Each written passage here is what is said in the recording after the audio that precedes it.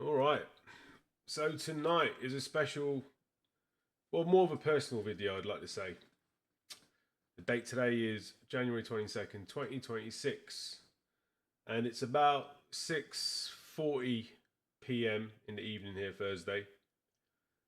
And yesterday, I decided to change a traders exchange for the school community, and I was going to talk about my journey and how my journey evolved and how I had many hard years and so forth. And it was just to give confidence and to give trust to all of you traders that whatever you're doing, as long as you keep moving forward, as long as you're looking to be progressing every day and you're getting better every day, that there's no matter what comes in your way, in the end, there's no choice. You'll get through it and you'll make it. So that was the content of what I was going to put out yesterday. And that got delayed. And for some reason, last night, I just didn't have the impetus to do the video. And I just kind of felt like incomplete. Well, I find that really interesting.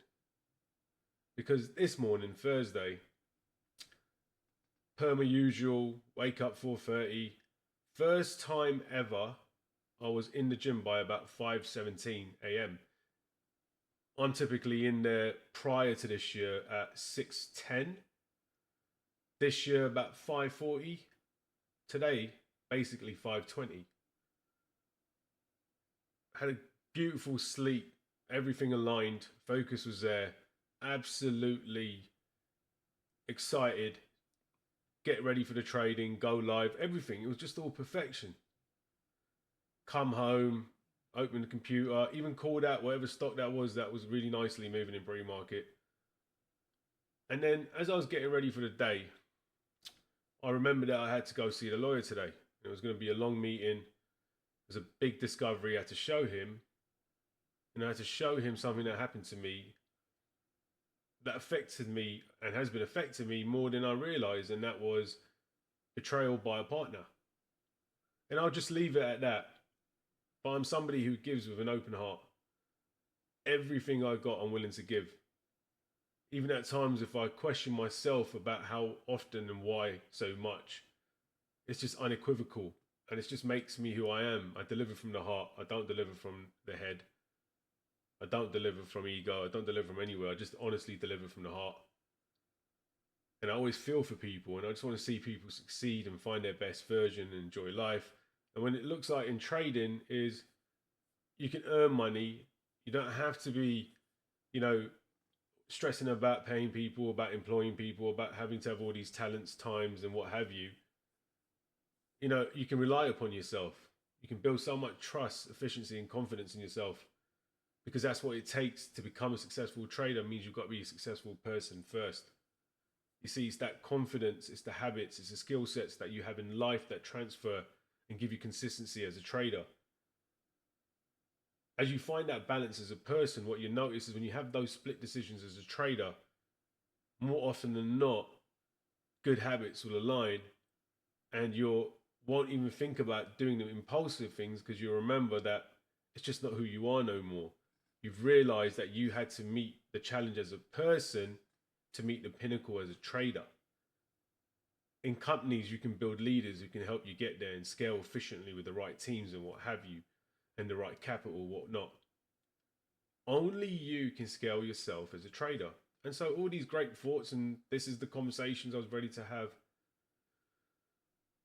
And what it ended up being instead was one of my toughest mornings I can remember. I was looking at the charts and I'm looking at these prints and nothing's making sense. I find myself asking the room about everything too much, as if the answers weren't in front of my eyes because I just couldn't see it. I couldn't see anything. And it was really interesting that I went on live and had to cut off. And I went to go meditate for 10 minutes. Said, you know what, calm the senses, let's even clear the mind. There's a lot going on. Couldn't do it. And I'll tell you, it was because of what happened with that partner. And when I was taking a shower and that document, it triggered a lot of who I am and what I give. And there was a lot of pain. And wanting to deliver to you lot But quite honestly, I'm watching myself in this camera and I'm speaking to myself and I'm delivering this message to me as much as I'm delivering to you. I realized tonight was a night that I needed to pour into myself, have grace for myself, recognize that all of us in the end are human. And the message to deliver was, it's all right. Sometimes you're going to have your hard days. Sometimes you're going to have these hard moments. Sometimes you don't even recognize what's going on. But if you can't rely upon yourself to take care of yourself, then who else can you truly rely upon? And that was a really important lesson that, yes, there was people around me. But as I was talking to my spiritual healer later on, and as we were speaking and doing a release, but the reality that she was seeing, and something that I was feeling deeply, is that the quicker I progress, it's very uncomfortable. You're leaving energy circles. You're moving on. And for a lot of that transitionary period, you feel alone. And when you feel alone and there's a couple of good things going on and something lets you down, you feel it a lot more. And then when you feel it a lot more, you also find yourself not trusting very easily. When you're not trusting, when you go to that computer screen, you won't trust yourself. That's what happened to me this morning. Because I started having this deep, I couldn't believe that I had to do what I had to do with a lawyer. That's not who I am. I don't wish upon such things, even though consequences are consequences and they must be given. Those teach lessons as well. It just didn't feel good having to deliver what I must. But the reality was, with what happened, feeling this betrayal also led me to have a massive trust issues in everyone. Finding myself even now, up to this point, just kind of closing out a lot of people and just staying to myself a lot more. And just finding that confidence is just what I needed, me, and not anything else. And so it's like, right now is a bit of a transition, understanding that, okay, it's time you've got to take a bit of peace. It's calm, it's understandable what you're going through. But there's learnings in this. You can't just not have trust in people. You just got to be more firm in what you give trust. And the reality is, it's not about what people are giving to you. It's that you created expectations of what they must give you. You see, people don't have to give you anything. They want to give you shit, they can give you shit. If they want to abuse the situation, they can abuse the situation. They want to be your best mate and have your best interests at heart, they can do that as well. So you cannot set expectations for the delivery of another person. But what you can do is be supportive of how you receive the information. So even if I'm looking at that computer screen, let's say, and as a lot of you who follow me in here live know, I can absolutely read anything going on in these stocks and I can tell you where they're going because it speaks to me. I feel so comfortable when I see it. It honestly brings peace to my heart. So when I trade and it doesn't bring peace to my heart, I don't know what to do with it. And that's what was going on today, you see. My eyes could be my eyes, but it's how my mind receives that information that matters. It's what are we processing. And when I don't have trust in people, that also means I usually don't have trust in myself.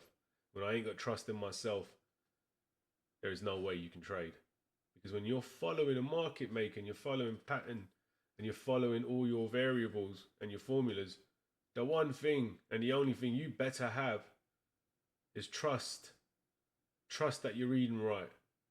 Trust that you're executing right. Trust that you got the right options. And if it does not work out, then trust that you're going to learn from them. But it all starts with self-trust. So the message I deliver is, look, I talk all day about my journey, and I will spend it after I finish this sentence. But you've got to have grace in yourself. We're not perfect.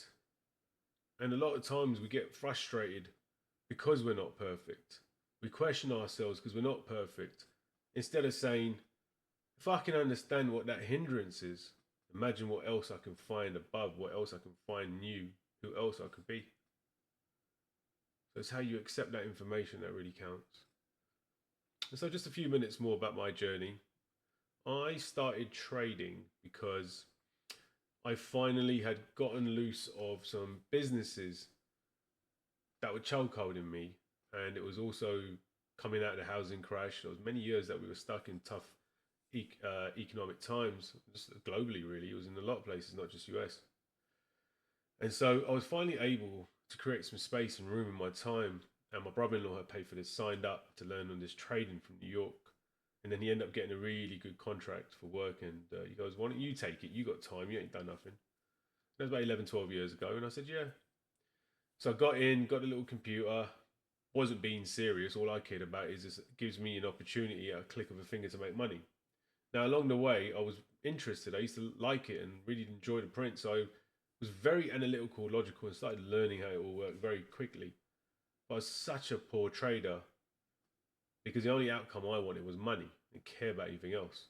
So for many years, and I'm talking a good 7, 8 years, wasn't a very good trader at all. I don't mean I'd have some good days, but I'd have a lot of bad ones. It was inconsistent. It was horrible. But the one thing is I just kept learning more. Now, 2020 came, lockdown. Now I had no excuses. Didn't have any hotels that were open, which is what my primary business was at the time. Is I owned hotels, developed hotels, partnerships with hotels, and that was my thing. We were real estate people, and we just loved cash flowing businesses. And so this was like a new game, and I was like, all right, just a little bit of money on the side. But reality was, I was losing a lot of money, a lot, and I think it was like $380,000 to $400,000 in the first like 8 years or 9 years, something like that. No, sorry, it would have been 8 years because yeah, I've been a trader for about 12 years now, right? 12 years I've been a trader, and so yeah, 8 years I was that poor and lost that much money. And then it was right around COVID time that all the hotels shut down, and no, sorry, that would have been 6, 7 years. Sorry, so COVID in 2020, I remember at that time, I was like, look, the one thing that you need to learn in this time, because no businesses are open, nothing's open, this is an opportunity for you to grow if you really want to. So I said to myself, all right, I'm going to grow and see if I can really become not just somebody who understood trading, but could actually trade.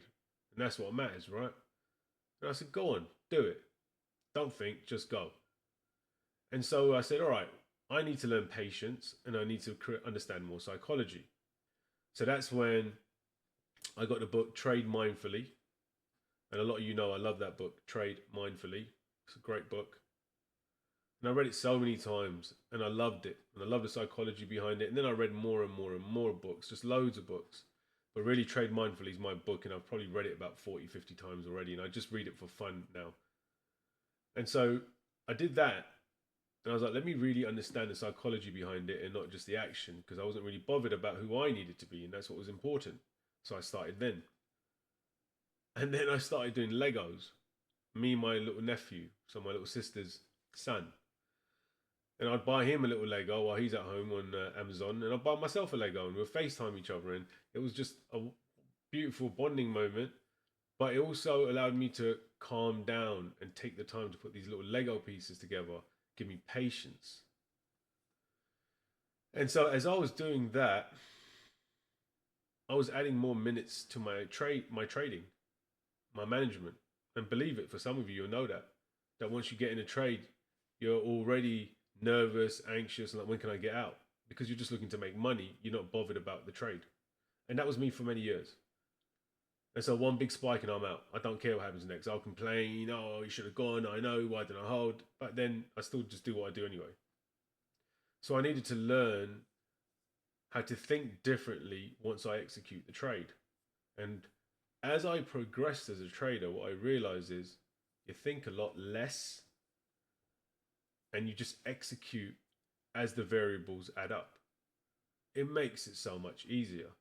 So when you hear me in live and I'll say, right, got the volume, this is execution, calculated move is $2, got the right volume, 3 to 4 print personality, double. So all I'm doing is plotting the chart, looking at all the information, and now the tape speaks to me and does it agree with the way I see it, the next part of the movement. And if that does agree to 80, 70, quite honestly, 70%, I'm doing it. And then, like you all know, I just have seen too many trades that would have been 90% fail in the last few years. So now I say there's only 80% trades. I don't care. There is just no high percentage trades. The high percentage trades fail just as much as anything else. And if I looked at them the same way for the last 2 years, I'd probably have lost a lot more. I lost a lot of money just because I didn't recalibrate the realities of this current time. And if I recognize it's 80%, I realize the positions can't be the same, and the defense when you get in has to be smarter. Your first price target means more than it used to. And so it's just observing and then reconnecting with how I plus the different variables and execute. And remember, plus was all based upon not only the variables we know as volume, prints, so forth, what have we, where's the build, do we see clear strategy, the stuff I teach you, but I've mapped it out. That's where you gain confidence in your trade. You're not going to gain confidence in your trade until you can see where it should go. And as I always teach you, if you had an 80% trade, then you should plan the 80% and the 20%. What would that need to look like? So a lot of times you'll see me not just say what it needs, but if it gets this is going to go down. So I'm giving you what could happen. And all you need to know is if Doug is keep commenting and saying this is a 70% trade, then you're looking at the upside 70%, but there is a 30% downside. And before, we would say, oh, this is a 95% trade. So if you're saying 90% trade, you're just not looking for any possibility, quite honestly, of it doing the reverse, because it just doesn't matter. It doesn't happen enough. But when you're saying it's 70-80% trades, that's 20 to 30% of the time. You better know what the 23% looks like also. You give it its fair due, but that's it. But there's no surprises now. So, short video today, a little bit personal in the beginning, and then just a little bit more journey in the end. And hope you guys enjoyed, and there's going to be a few more of these. I want you guys to really get to know me, not only the trading that I teach, but who I am. Hope you have a wicked evening.